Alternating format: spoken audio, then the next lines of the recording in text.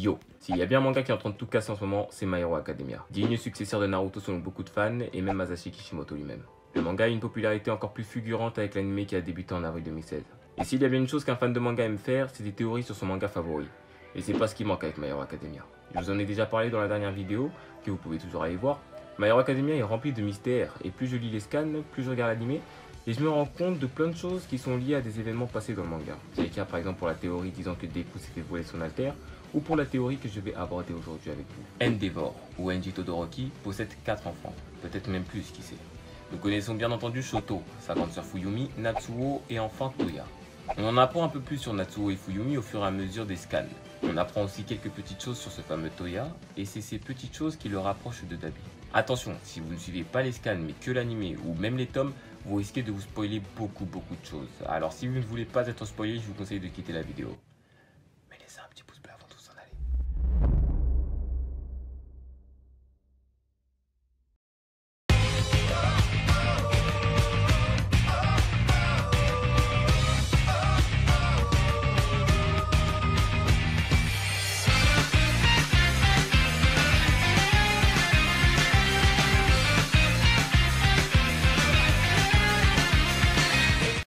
Alors, commençons par une présentation de Shoto car elle va être importante pour expliquer cette théorie.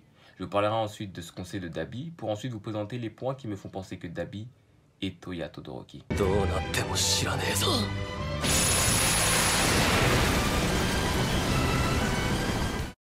Shoto est l'un des protagonistes et personnages principaux du manga My Hero Academia. Il est étudiant au lycée Yue et fut accepté par recommandation. Il projette de devenir un héros professionnel. C'est également le fils du premier héros le plus puissant, Endeavor. Il a hérité du pouvoir de glace par sa mère et de feu par son père. Cependant, au début du manga, il refuse d'utiliser ses flammes, car il veut se venger de son père en lui prouvant qu'il n'a pas besoin de son alter pour être le meilleur. Si Shoto déteste son père, c'est à cause des actions cruelles de ce dernier. Il força la mère de Shoto à l'épouser, non pas par amour, mais pour concevoir un enfant avec un alter surpuissant qui puisse battre le numéro 1 des héros, à l'époque, All Might. Il n'avait que 5 ans lorsque son père décida de lui faire suivre un entraînement très dur et cruel afin de le rendre fort. Sa mère tenta de le protéger en vain. Entre autres, il n'avait pas le droit de fréquenter ses frères et sœurs, qui étaient considérés comme des échecs par Endeavor. Au contraire de Shoto, qui était son chef-d'œuvre avec son alter très puissant. Sa marque de brûlure lui fut infligée par sa mère. Celle-ci tomba peu à peu dans la folie à cause des mauvais traitements de son mari.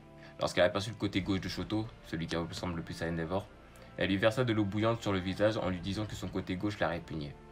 Après quoi, elle fut envoyée à l'hôpital psychiatrique, ce qui affecta beaucoup Shoto. Par moments, il enviait ses frères et sœurs, qui pouvait jouer alors que lui devait sans cesse travailler pour s'endurcir. Quant à Dabi ou Crematorium, c'est un vilain qui fait partie de l'alliance des super vilains. Et voilà, c'est tout ce qu'on sait vraiment sur lui.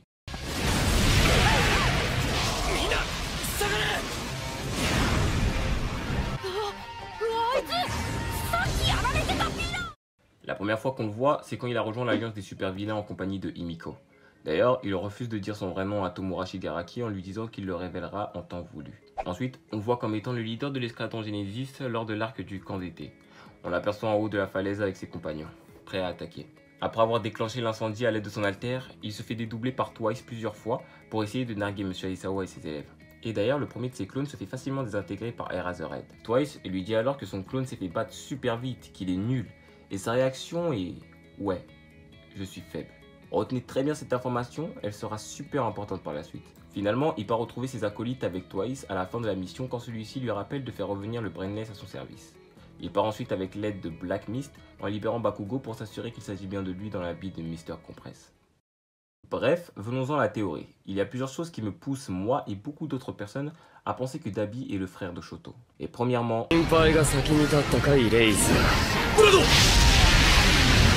Alors oui, avoir le même alter que certains dans le monde de My Hero Academia ne veut pas dire que tu es de la même famille. Mais Dabi possède des flammes bleues puissantes. Vraiment puissantes. Et la seule personne que l'on connaît posséder des flammes aussi puissantes et qui ont déjà été aperçues en étant bleues est Endeavor. La flamme bleue a un cran de chaleur au-dessus d'une flamme rouge. Ça prouve donc que Dabi est vraiment puissant. Lui, tout comme ses flammes. Pour Endeavor, c'était évident qu'il puisse utiliser des flammes bleues. C'était le deuxième héros le plus fort du monde à l'époque où All Might en était encore un. Et à présent, c'est LE héros le plus puissant du monde. Le héros numéro 1. La différence par contre, c'est que lui peut régulariser ses flammes. Il utilise beaucoup plus les flammes rouges que bleues. Contrairement à Dabi qui n'utilise que ses flammes bleues. Alors peut-être que lui aussi peut les régulariser. Ou alors il est tellement puissant qu'il ne peut qu'utiliser que ses flammes bleues.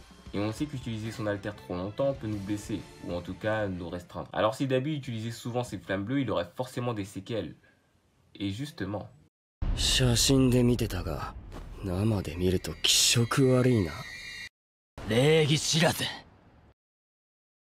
observe bien Dabi, on peut remarquer qu'il possède des blessures sur le corps, ressemblant fortement à des brûlures. Si l'on observe de plus près, on remarque qu'il est brûlé que sur certaines parties de son corps, autour des yeux, tout le bas du visage jusqu'aux oreilles, prenant le cou et le haut du torse, ses bras ainsi que les chevilles.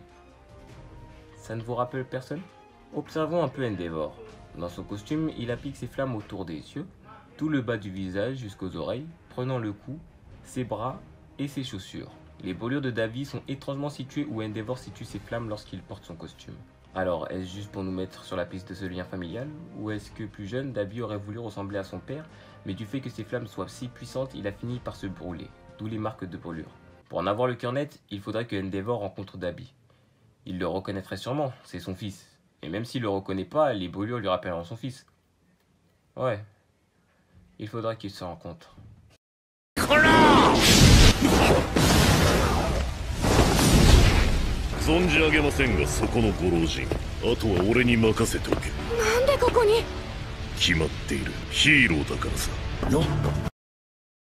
Vous le savez, Dabi a déjà rencontré Shoto lors de l'enlèvement de Bakugo. D'ailleurs, dans le tome 10, en version française, quand Shoto est en face de lui, il ne dit pas juste « Ne pleure pas, Todoroki Shoto », mais « Raté, mon petit Shoto ». Le fait de rajouter le « mon petit » nous fait réfléchir sur sa relation entre Shoto et Dabi. Bien évidemment, Shoto ne peut pas reconnaître Dabi en étant son frère, tout simplement car Shoto ne voyait que très peu ses frères et sœurs. Il connaissait même pas vraiment Natsuo avant le chapitre 192.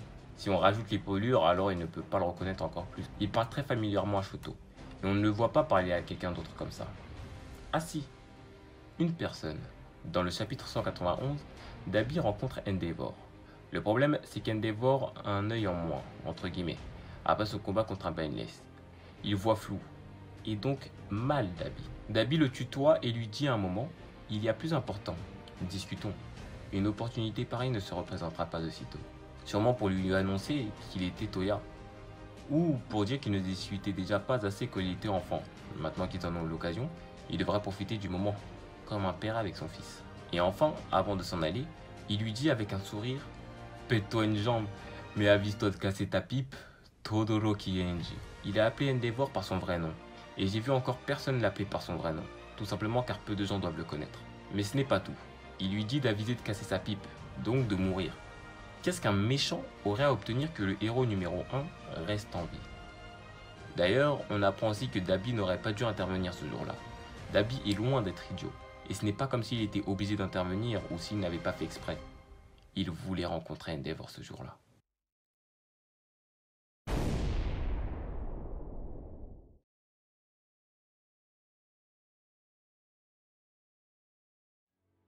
Dans le chapitre 192, Natsuo parle de Toya, le plus grand des frères, en nous faisant comprendre qu'il lui est arrivé quelque chose d'horrible.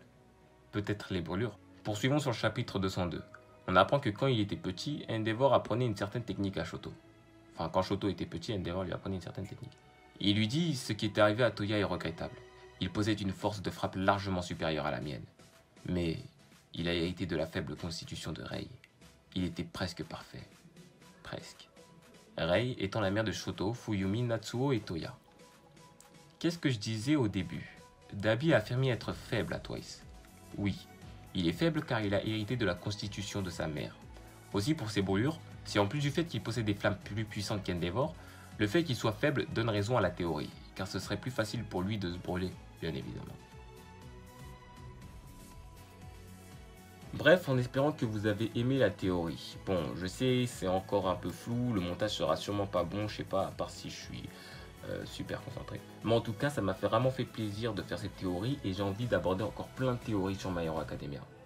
Je n'ai pas parlé de la couleur de ses cheveux, vu que de toute façon, il a pu faire une coloration comme Eiichiro ou même Denki, donc bon, je laisse le doute.